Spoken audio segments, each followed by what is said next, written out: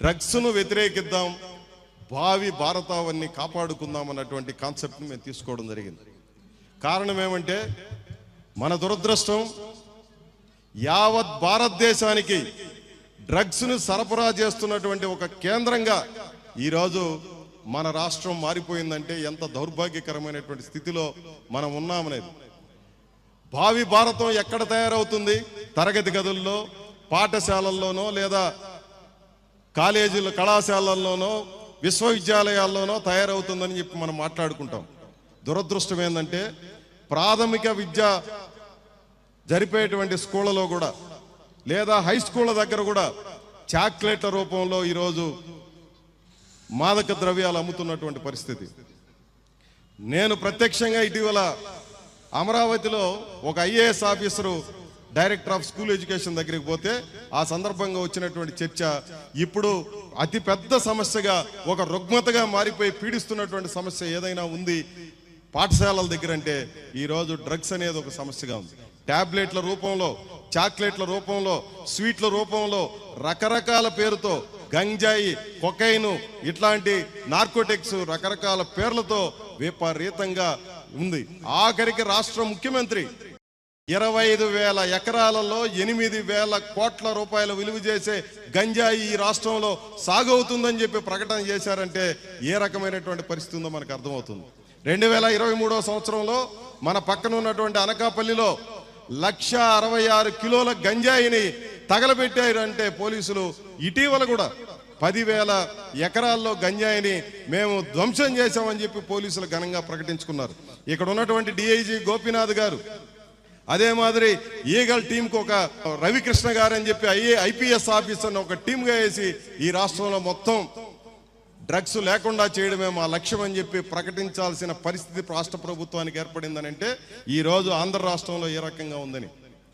ఎందుకు నియంత్రించలేకపోతున్నారు ఈ గంజాయిని, డ్రగ్స్, లేకపోతే ఈ రూపంలో ఉన్నటువంటి వీటన్నిటిని అంటే లేదు, ఇదంతా కూడా ఒరిస్సా నుంచి వచ్చి పడిపోతోంది, ఇది ఆంధ్ర ఒరిస్సా మధ్య ఒక సరిహద్దు సమస్యగా మారిపోయింది అని చెప్పి పాలకులు చెప్తున్నటువంటి దౌర్భాగ్య పరిస్థితి.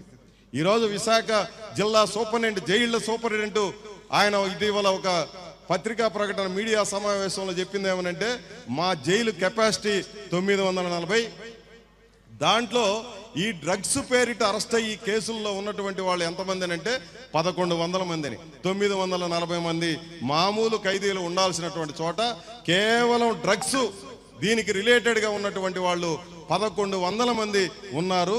వీళ్ళు కాకుండా ఇంకో 400 మంది ఖైదీలు ఉన్నారు, మేమేమి భరించే పరిస్థితి లేదని చెప్పి స్వయంగా జైళ్ల శాఖ సూపరింటెండెంట్ చెప్పాల్సిన పరిస్థితి ఏర్పడిందని అంటే ఏం జరుగుతుంది ఆంధ్ర రాష్ట్రంలో?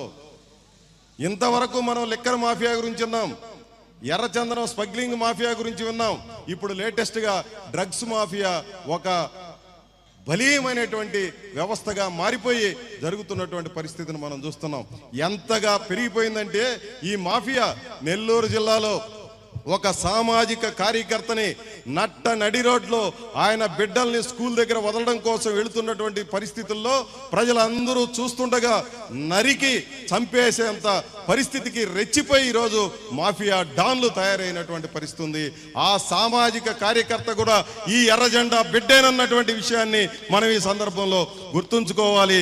ఈ సామాజిక కార్యకర్తలు ఎర్రజెండా అండతో పోరాటాలు సాగిస్తుంటే పాలక పక్షాలు లేదా దీన్ని నడుపుతున్నటువంటి మాఫియాలు ఈ తట్టుకోలేక నట్ట నరి రోడ్లో చంపేస్తుంటే ఈ రాష్ట్ర ప్రభుత్వం ఇప్పటికి ఉలుకు పలుకు లేదు. ఆ కుటుంబాన్ని ఆదుకుంటామని కానీ, లేదా ఈ డ్రగ్ మాఫియాని ఉక్కు పాదంతో అణిచేస్తామని కానీ, లేకపోతే ఏం చేస్తామని చెప్పి ప్రతిరోజు మంత్రులు, ముఖ్యమంత్రులు, పెద్దలందరూ కూడా రకరకాల మాటలన్నీ మాట్లాడుతుంటారు. కళ్ళెదురుగా మనం అందరూ చూస్తుండగా నట్ట నడి రోడ్డున అత్యంత అమానుషంగా పసిబిడ్డల సమక్షంలో ఒక తండ్రిని దారుణంగా డ్రగ్ హంతకులు చంపేస్తే కనీసం మాట్లాడే పరిస్థితి లేదు. పాలకులంటే ఎంత దౌర్భాగ్యకరమైనటువంటి పరిస్థితి కొనసాగుతూ ఉందో ఆంధ్ర రాష్ట్రంలో మనం అంతా కూడా చూడాలి. అందుకని ఇదొక సీరియస్ సామాజిక సమస్య. అందుకని ఈ సమస్యని పరిష్కరించడం అవసరం అని చెప్పి సిఐటి భావించి ఈ రోజు కాన్సెప్ట్ ని అది తీసుకోవడం జరిగింది. అదే మాదిరి సిఐటి గురించి మీకు ప్రత్యేకంగా వివరించాల్సినటువంటి అవసరం లేదు. మనమంతా కూడా ఏడుకొండల స్వామి దగ్గరికి పోతా ఉంటారు. ఇక్కడ ఉత్తరాంధ్ర నుంచి వస్తారు, ఒరిస్సా నుంచి వస్తారు, దక్షిణ భారతం మొత్తం వస్తారు, ఉత్తరాది ప్రాంతాల నుంచి అంతా కూడా వస్తారు. ఏమని వస్తారు?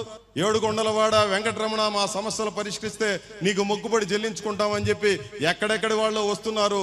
ఇప్పుడు ఏ పరిస్థితి అయిపోయిందంటే, నేను తిరుపతిలో ఉండేవాడినే కాబట్టి నాకు తెలుసు. ఒకప్పుడు 10,000 మంది అన్నారు, 25,000 మంది, లక్షలు. ఇప్పుడు పెరటాసి మాసం అని వస్తే 5 లక్షల మంది వస్తున్నారు. కష్టాలు పెరిగిపోతున్నాయి జనానికి. అర్థం కావడంలా పరిష్కారం ఎట్లా అంటే, దేవుడిని నమ్ముకుంటే ఏమన్నా పరిష్కారం అవుతుందేమో అని చెప్పి జనమంతా తండోపతండాలుగా కొండకి విపరీతంగా వస్తున్నారు. అన్ని రకాల ఆదాయాలు పెరిగినాయి. ఉండే ఆదాయం పెరిగింది, వెంట్రుకలు తీసే ఆదాయం పెరిగింది, అన్ని రకాల ఆదాయాలు పెరిగినాయి. కానీ అక్కడ వెంకటేశ్వర స్వామి సమక్షంలో పనిచేసే అయ్యవార్లు, పూజారులు, పురాణ పండితులు, అన్నమయ్య కళాకారులు, కాంట్రాక్ట్ కార్మికులు, పర్మనెంట్ ఉద్యోగులు, లేదా ఇంకా రకరకాలుగా ఉన్నటువంటి 16,000 మంది కాంట్రాక్ట్ కార్మికులు, 6,000 మంది పర్మనెంట్ ఉద్యోగులు సమస్యలు పరిష్కారం కావాలంటే CITU జెండా ఎత్తుకొని పోరాడితే తప్ప పరిష్కారం కావడం లేదు. దేశమంతా వెంకటేశ్వర స్వామి దగ్గరికి పోయినా వెంకటేశ్వర స్వామి దగ్గర ఉండేవాడు ఎర్ర జెండా ఎత్తుకుంటేనే సమస్యలు పరిష్కారం అవుతున్నాయనే విషయాన్ని చెప్పడం కోసం నేను ఈ అంశాన్ని చెప్తున్నాను. దేవుడి దగ్గరైనా ఎర్ర జెండానే.